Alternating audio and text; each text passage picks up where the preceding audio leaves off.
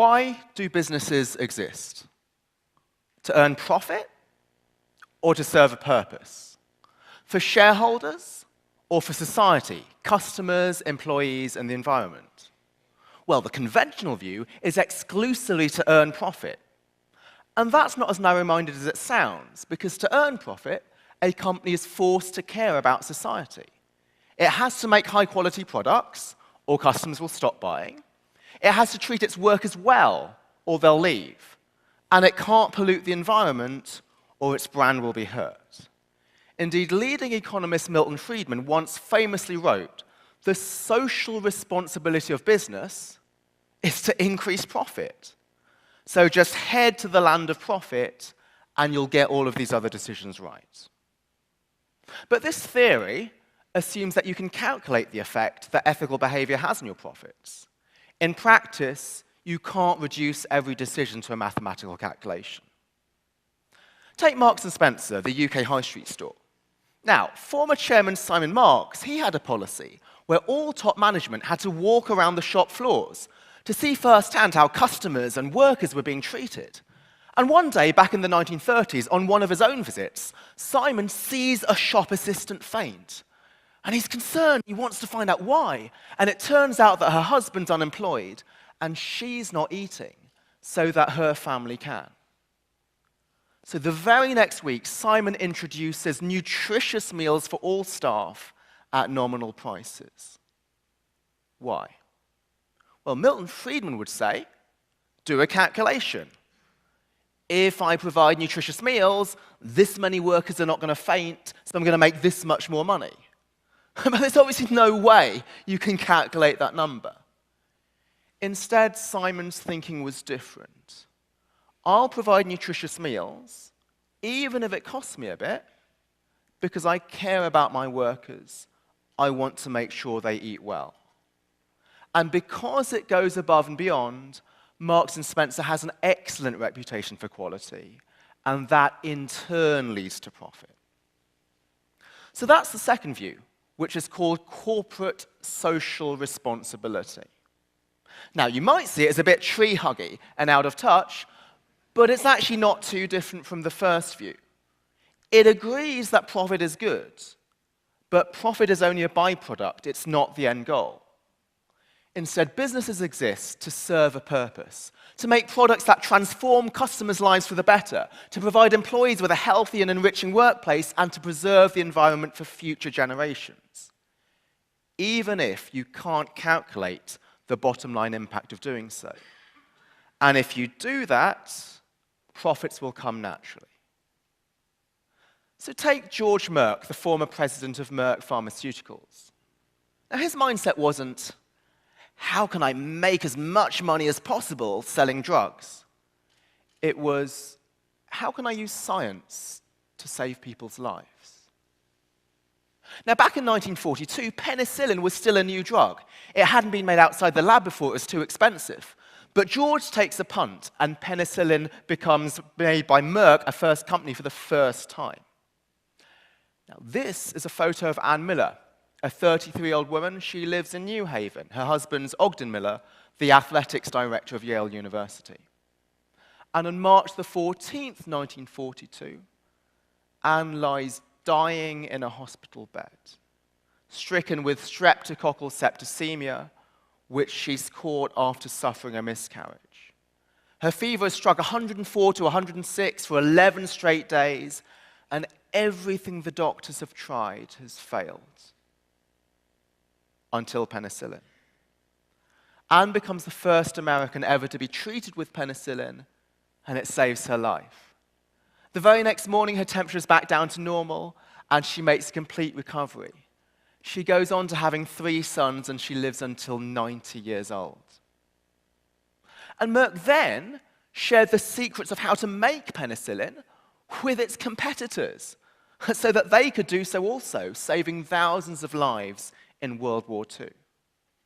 As George Merck said, we try never to forget that medicine is for the people. It is not for the profits. The profits follow, and if we have remembered that, they have never failed to appear. So, Just serve a purpose, and the profits will follow.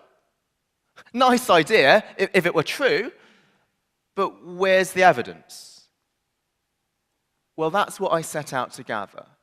I wanted to test whether socially responsible firms actually perform better or are instead distracted from the bottom line. But how do you measure social responsibility? Well, I chose to look at employee well-being. Now, that's not the only dimension that's important. There's customers and the environment. But I chose employee well-being because there's a particularly good measure out there, the list of the 100 best companies to work for in America, now published every year by Fortune magazine. So this list is available from 1984, so I have tons of data, and it's also very thorough. It looks at not only quantitative factors, such as pay and benefits, but also qualitative factors, like trust in management, pride in your jobs, and camaraderie with your colleagues. So I study the effect of being a best company to work for on future stock returns. But how do I know whether good stock returns are down to employee well-being? It could just be your industry happened to perform well, or some other factor. So to isolate the effect of employee well-being, I control for what industry you're in, for firm size, for growth opportunities, for past returns, and a whole list of other characteristics. And as we all know, correlation doesn't imply causation. So I do a number of further tests to suggest that it's employee well-being that causes good performance, rather than good performance allowing a company to spend on employee well-being. It took 4 years to complete this study, to verify the robustness of the results and to rule out alternative explanations. So what did I find? I found that the 100 best companies to work for in America delivered stock returns that beat their peers by 2 to 3% per year over a 26-year period. Simply put, companies that treat their workers better do better. And this fundamentally changes the way that management should be thinking about their workers. You might think, isn't it obvious that companies do better if their workers are happier? But it's not obvious, because treating your workers well is costly. Take Costco, the American supermarket chain. So Costco pays its workers $20 per hour. That's nearly double the national average of $11. And it gives 90% of its employees health care. That's expensive. Indeed, a stock analyst quoted in Businessweek said, Costco's management is focused on employees to the detriment of shareholders.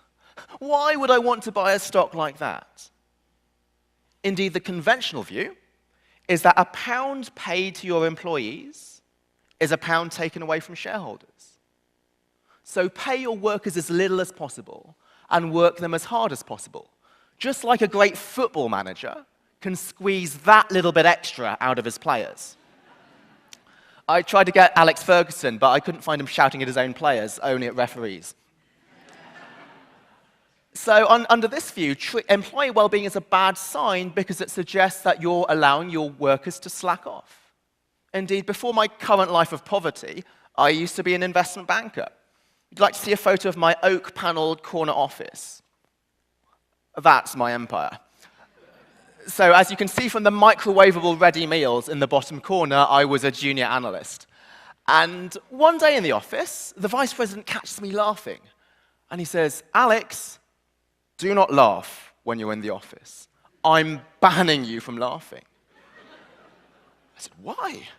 He said, because if you're too happy, the managing director will think that I am not working you hard enough. But the results suggest instead that treating your employees well actually pays off in terms of firm value. Indeed, Costco's former CFO, Richard Galanti, said, from day one, we've run the business with the philosophy that if we pay better than average, if we provide a salary that people can live on, have a positive environment and good benefits, we'll be able to hire better people. They'll stay longer and be more efficient. So Thanksgiving is the biggest public holiday in America. Everybody's free to go shopping, but not at Costco, because Costco is closed on Thanksgiving and other major public holidays, even though doing so sacrifices tons of profits. Why? Because Costco's management believes that its workers should be spending these holidays with their families. And this concern for workers is not at the expense of profit. Profits have topped $2 billion in each of the last 2 years.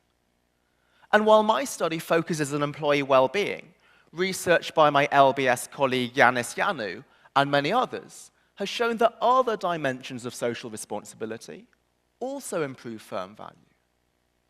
And these findings are incredibly freeing, because this means as managers, we can act responsibly without doing a calculation, without expecting anything in return, to do things for intrinsic and not instrumental value.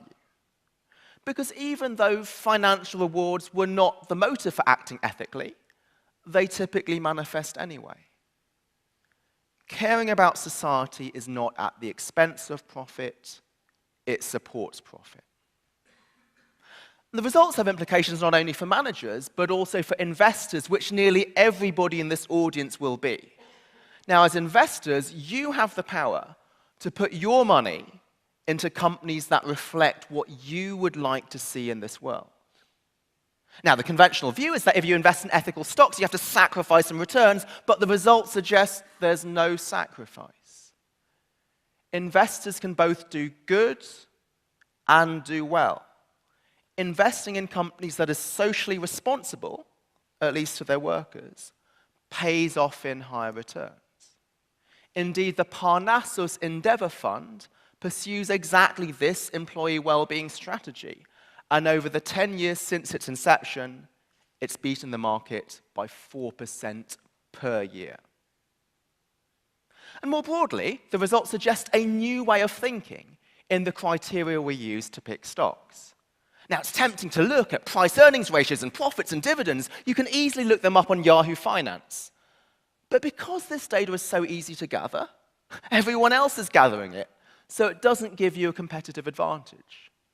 Indeed, some of the most important dimensions of a company's value, its corporate culture, its customer loyalty, its innovative capability, simply not captured in financial numbers. So we should look beyond the short term and the quantitative and look to the long term and the qualitative. Now, just because social responsibility can't be quantified doesn't mean it can't be measured. Indeed, there's many thorough measures out there. So just like the best companies list measures employee well-being, so True Cost and Sustainalytics measure environmental sustainability. And Asset4 and Calvert have a whole host of sustainability measures. So put your hand up in the audience if you've heard of all 4 of these companies. I don't see a single hand up in a very intelligent audience of 500. So you're all thinking, who? But that's precisely the point. Most people haven't heard of these measures because they're often glossed over in favor of financial numbers. So because most investors are ignoring this information, if you gather this information, it will give you a competitive advantage. Indeed, perhaps because the market is so short-termist, perhaps because the market is so focused on the numbers, perhaps because the market, like that stock analyst in Businessweek, wrongly thinks that employee-friendly companies are tree-huggy, I find that it takes the market 4 to 5 years before the benefits of employee well-being fully show up in the stock price. So you could buy those best companies 3 years too late and still earn financial returns. So think long-term value, not short-term numbers. And similarly, we shouldn't dump stocks at the first sign of trouble, right? Because investing in your workers costs money today, the benefits take 4 to 5 years to appear. So if we dump a stock because it's missed this quarter's earnings target, we pressure managers to focus on the short term. Now, it's your responsibility as investors to support management's pursuit of the long term by looking to the long term yourselves. Indeed, Unilever's chief executive, Paul Polman, he stopped reporting quarterly earnings to allow him to focus on the long term. And this is why they're a major force for sustainability, for example, designing shampoos to use yet less water. And one of their long-term investors is Alliance Trust. They've been around for 127 years. And some families who held Alliance Trust shares back in 1888 still hold them today in 2015. That allows them to think long-term value, not short-term numbers, and be one of the leading investors in social responsibility. And that's not at the expense of returns.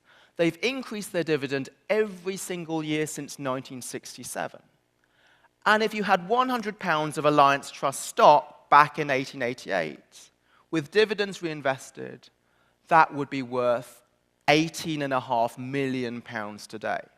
If this were to scale, that green bar would be through the roof of this building. So back to my original question. Why do businesses exist? To earn profits or to serve a purpose? For shareholders or for society, customers, employees, and the environment? Well, what's the answer? The answer is yes.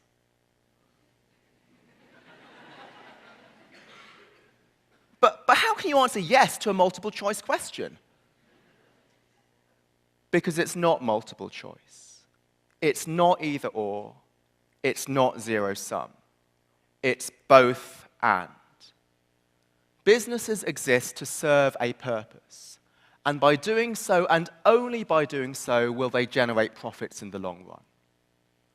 To reach the land of profit, follow the road of purpose. Thank you very much.